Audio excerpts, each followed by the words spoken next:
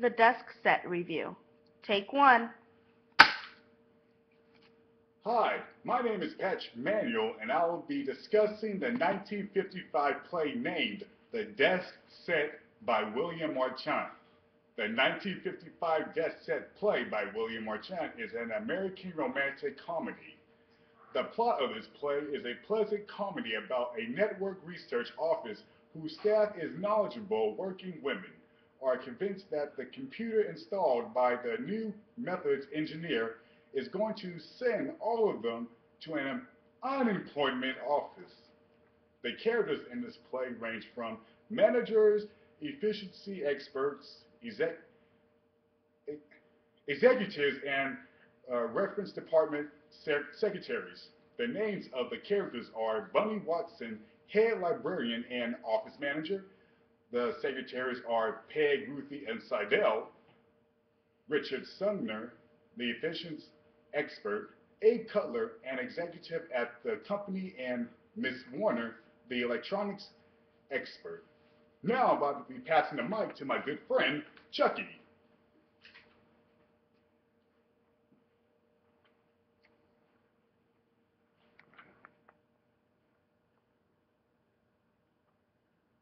Thank you, Patrick, for that wonderful introduction. And I'll be talking to you today about the setting of the play, The Desk Set.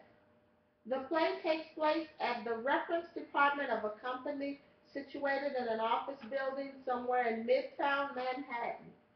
The department is made up of many square feet of floor space, and what we see of it includes only the main working area, with filing cabinets, typewriters, and desks. We also see the entry with its cloakroom cut from our vision and Miss Watson's private office. In addition to the standard equipment, each of the desks are furnished with a fluorescent lamp on a mobile frame and a telephone instrument with a lit push-button system. And now, I'd like to turn the mic over to my friend George, Curious George, who will talk to you about lighting.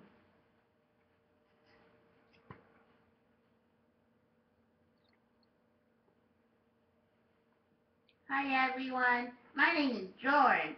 The lighting in the play is controlled by a console, and it controls multiple lights at once as indicators or markers for the audience to focus on specifics or generalities. When it was time to focus in one particular area, the lighting control console used its lighting to focus the audience's attention on that particular scene. There were control dimmers which controlled the intensity of the light. There were intelligent lighting that moved, changed colors and patterns, as well as other special effects. The primary function of the lighting in the play was to make the stage picture visible, but the way in which the stage was lit had a major impact on the way the audience perceived the stage picture and therefore the whole show. The basic aim of visibility was to reinforce the overall dramatic impact of the production. And now, introduce my good friend, Mike the Tiger. Thank you, George, for that great introduction. I'm going to talk to you about the overall summary of the play. Bunny Watson is in charge of the reference library, which is responsible for researching and answering questions on all manner of topics, including such things as the names of Santa's reindeer and Santa Claus. Bunny has been involved for 7 years with Rising Network executive Mike Cutler, who has no intention of marriage in sight. The network is negotiating a merger with another company, but is keeping it a secret. To help the employees cope with the extra work that will result, the network head has ordered 2 computers called electronic brains. Richard Sumner, the inventor of Emirac, an efficiency expert, is brought in to see how the library functions to figure out how to ease the transition. When the employees find out the computers are coming, the employees jump to the conclusion they are being replaced. Their fears seem to be confirmed when everyone on the staff receives a pink slip printed out by the new payroll computer. Fortunately, it turns out to be a mistake. The machine fired everybody in the company, including the president. The play ends with Abe proposing to Bunny Watson over a dictaphone message and Bunny smiling as she replays the message over and over again. Now I'd like to turn the mic over to my good friend, Tanner the Poet.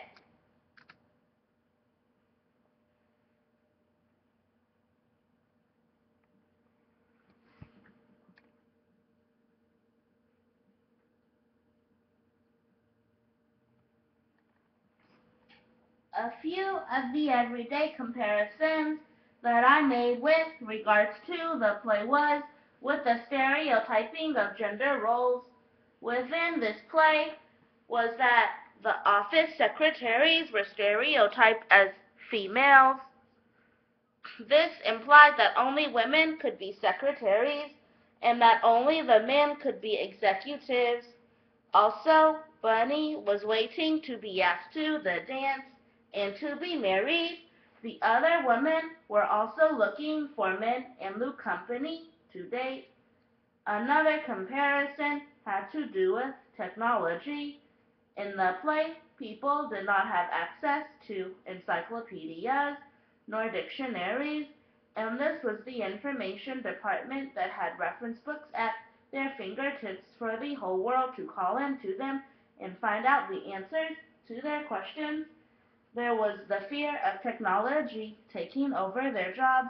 We see today all of the technology that is at our fingertips, from laptop computers to iPads to iPhones to Apple Watches.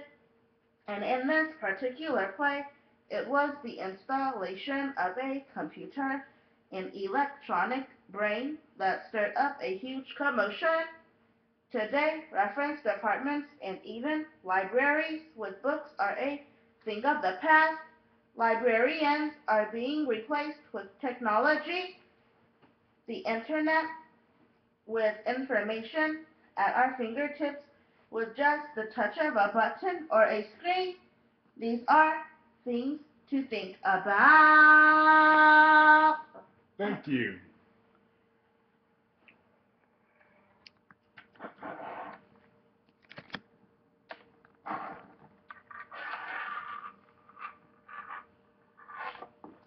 Well, that's all the time we have today. So to wrap it up, this play was a comedy about four women researchers who found their careers threatened by technology advancements that produced a machine capable of replacing them. This play touched on everything from gender roles in the workplace to the changing experience of professional in the post tech boom world. It was a fun play to watch.